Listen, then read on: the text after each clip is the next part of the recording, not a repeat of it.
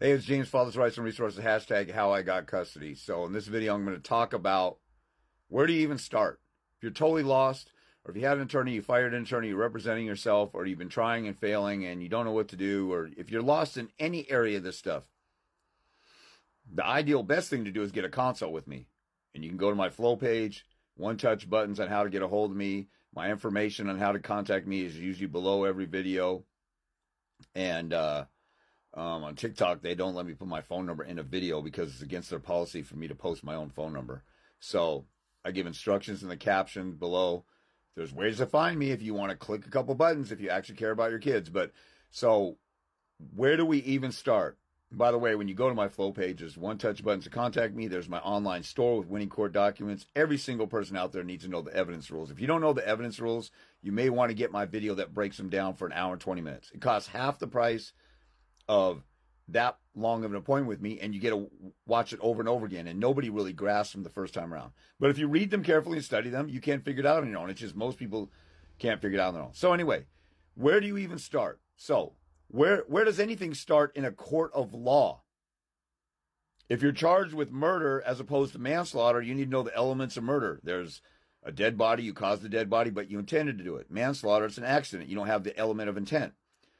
So when you have a public defender, they tell you, oh, here's the elements, we're going to win because they can't prove intent.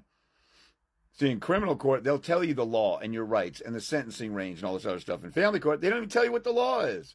They just say, oh, just trust me. Oh, just listen to me. And they turn into your boss, even though you're paying them $300 to $400 an hour.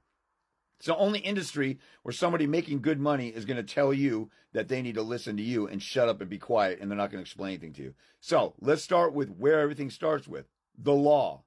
So let's start with Google. Michigan factors best interest of child custody. Whatever your state is, I'm just randomly picking Michigan because I just talked to somebody in Michigan today. So whatever your state is, type this in. If you're in Washington State, Oregon, Washington is RCW. Oregon is the ORS. California is the FAM code. FAM 3020B is where it starts. 3010 to 3044 or something like that. Florida is 63.13, but I'm just going to give you an example. If you're in Rhode Island, New York, or whatever, Michigan factors best use these terms and then put your own state in.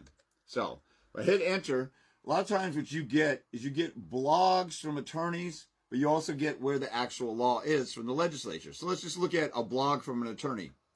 This Van Dan Hubel, whatever. So these guys have 12 factors of child custody in Michigan, and they tell you what emotional ties, the dedication of the parent, the ability. So they use plain language here and kind of break it down. Any other factor, which means any other factor. So something that's not in the law, you can try and make any other factor helpful. But then, look, they don't give you the actual, where's the statute at? Where's the link to the statute? Oh, no, contact us. They don't want you to know this stuff yourself because they don't want you to learn how to represent yourself. So let's go to this one that says Michigan legislature. That has a code or a section, so that looks like that's probably where the actual law is. And if we click on that, bam, yeah, Michigan legislature where they make the laws. Section 722.3, Child Custody Act. Best interest of the child. And, you'll have stuff that's similar here. So, and then it says the love, affection, and other emotional ties on that lawyer's site. I think they said the bond or whatever, the ability to parent. Now, a lot of people will look at this like, oh my God, it's the law. This is scary. This scares me. I'm shaking. Oh my God, it's the law. Look, it says Michigan legislature. This is just words. You know how to read words, right? They're just words. Stop freaking out and get traumatized and triggered by just looking at the law. I know it's tied to your case where you're getting ripped off from your kid and they're screwing you over. But this is not the intimidating part. This is what the answer is to help you win. If you're a decent parent and not a pedophile or a rapist. So it starts with the law. So we got Michigan Statute 722.23. Now, I'm not sure what exactly they call it. If you go out, MCL. Michigan Code of the Legislature or something. I don't know what that means. So it's MCL 722.23. You can hop around and find clues for that and stuff like that. They also have, rules, measures, how they came to the law and stuff like that. Or a basic MCL search. Some of these legislator pages have actual search for case law. So notice this has the same language as, basically all in the same language. The lawyer used a little bit more plain language, but like factor D. So we'll say MCL 722.23D. The length of time the child has lived in a stable environment. So the lawyers might have said stability or something like that. So how do I apply this? I read it and I figure out, where do I win? Where does the other person lose? A lot of times you got the moral fitness of a parent, the mental and physical health. Well, she's mentally ill and crazy and she was suicidal and she wants to abuse the kids. But your stupid jackass attorney will say, oh, don't say all that. That looks bad just to call a monster a monster. We want to make them look good so you can win, which doesn't make any friggin' sense, right? So what do I do now? Okay, I know the law. Well, I go through it and say, well, I win on this. I win on that. We're both equal on the bond, emotional ties that we have. So I go through and say, Your Honor, she totally flunks 3 or 4 of the factors, E, F, and K or whatever. And then I have these other factors, all the science and the data and stuff, and I'll get to that in a second. So what am I going to do? I'm going to copy and paste this. This is what I do. You can do whatever you want, but this is what I do. I'll copy and paste that. Now, I'll do it in a court document. This isn't a court document, but I'll paste it. And then I'll have a section right here. And let me pause. I'm going to type this up. Hold on a second. I'm going to pause this. So I decided to make, like, let's say I have a briefer emotion. And number 1 is the best interest of the child is to be with a father because all the science and the data. Number 2 is, you know, the mother slapped me. There's domestic violence. And number 3, I might say something else. And then I took the law and I copied and pasted it. I'm just making up how I would do this. Maybe I don't bold that.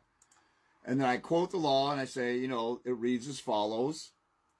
And then I quote it. And then I have these sections. I turn the sections into italics. So this is sectioning off my argument.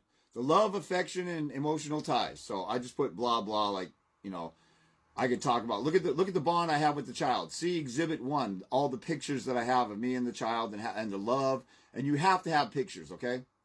So here's all the factors, and I just picked a random factor where I'll tell my story, like the mental health of a parent. No reasonable parent withhold children from a good dad. The mother is psycho. She must have mental issues. She shows signs of narcissistic personality disorder, bipolar disorder, which I've studied, and I've seen her do this, threaten suicide, and scream, my trauma, my trauma. And then I just do that same type of thing with each section. If there's not a section that applies, then I'll just, you know, delete those sections. So it starts with the law, okay? And then we go to my flow page, which has a bunch of great free information, but 99% of you don't even look at it because you don't even care to exert some effort on your case. And this is where guys need to start growing some balls. So here's my flow page. There's a picture of me and my daughter. There's my rates for consult, scheduling a consult. There's my store. There's my interview with Pearl from Pearly Things. It's a pretty informative interview. You're going to get some free tidbits out of that for free. Ways to pay and donate. And then proof of James's wins. This is proof that I won and I actually know what I'm talking about. So no attorney or paralegal out there shows you that they know what they're talking about or gives you their proof of their history of winning. So there's a section that says must see info right here. I call it must see info because you must see. Like, people don't know how to listen. For some damn reason, we grow up in the school system and they never teach us how to listen, or you grew up in a dysfunctional home, you don't know how to interact with human beings. When you listen to something, especially if somebody has answers that you need, you should listen carefully. Things like people like Kobe Bryant or Elon Musk or Bill Gates, when somebody is telling them how to run a business, how to become great, they listen to every word. So when I say must see, I really mean that. And then here's a scientific paper, and here's another paper, and here's some stats on absent fathers and how children suffer without a father in the home. This should be Exhibit 1, 2, and 3, and everybody set of paperwork along with pictures. And then we got the Troxel versus Granville case. And then we got this short clip talking about false abuse claims. These are some, you should look at all of this stuff. But if we look at Troxel versus Granville, this is the leading constitutional case that talks about your constitutional rights. You should read through this. Because first of all, it says that they assume that a fit parent acts in the best interest of children. If you're not unfit, then you act in the best interest of children. If a court says you don't know how to handle a child, you tell them the U.S. Supreme Court said that's bullcrap. Stop lying. Follow the U.S. Supreme Court's ruling. They'll say, what are you talking about? And then you quote, you have to assume that I act in the child's best interest, and I don't have to prove that assumption.